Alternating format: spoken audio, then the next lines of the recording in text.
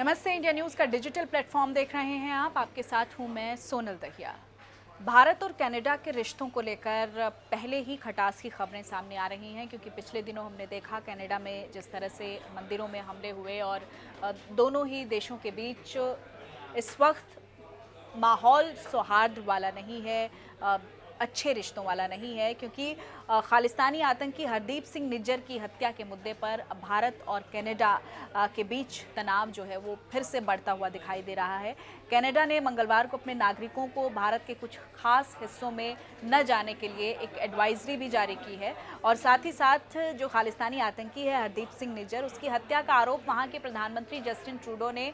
भारत पर लगाते हुए हमारे एक डिप्लोमेट को निकाल भी दिया है और उसी के जवाब में भारत ने भी कनाडा के एक डिप्लोमेट को एक्सपेल कर दिया है। भारत ने अपने नागरिकों के लिए क्या एडवाइजरी जारी की है उसको मैं थोड़ा ब्रीफ में आपको इस वीडियो में बताऊंगी, क्योंकि मंगलवार को कनाडा की तरफ से एडवाइजरी के बाद भारत का जो विदेश मंत्रालय है उसकी तरफ से भी कनाडा में रहने वाले अपने नागरिकों के लिए एक एडवाइजरी जारी की गई है, जिसमें कनाडा में जारी भारत विरोधी एक्टिविटीज़ के मद्देनज़र वहाँ के रहने और वहाँ पर यात्रा करने वाले लोगों को सतर्कता बरतने की बात कही गई है। क्योंकि हालिया वक्त में हमने देखा है कि जो कनाडा में मौजूद इंडियन डिप्लोमेट्स हैं और इंडियन कम्युनिटी हैं, वो एक ख़ास तबके की धमकियां दी जा रही हैं और ये वो लोग हैं जो भारत विरोधी एजेंडे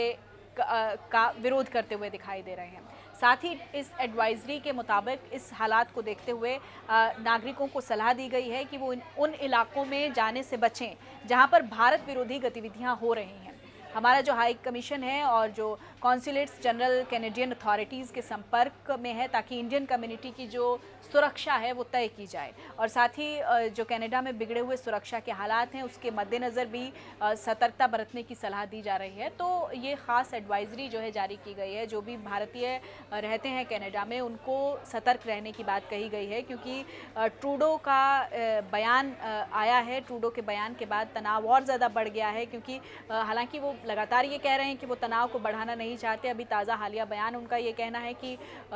वो तनाव नहीं चाहते हैं दोनों देशों के बीच, लेकिन फिर भी उन्होंने पहले जो कहा था कि जांच के लिए वो भारत पर दबाव बनाएंगे, इससे कहीं ना कहीं जो है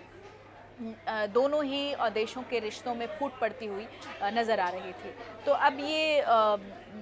जो आतंकी है उस आतंकी के बेटे की तरफ से भी, आतंकी हरदीप सिंह निज्जर के बेटे की तरफ से भी कहा गया है कि मुझे पहले से ही इस बात का शक था, लेकिन अब जस्टिन ट्रूडो के बयान के बाद मैं इस बात को लेकर आश्वस्त हूँ कि लोग सच्चाई जान पाएंगे या सच्चाई जान रहे हैं। तो इस बयान के बाद भी बहुत सारा तनाव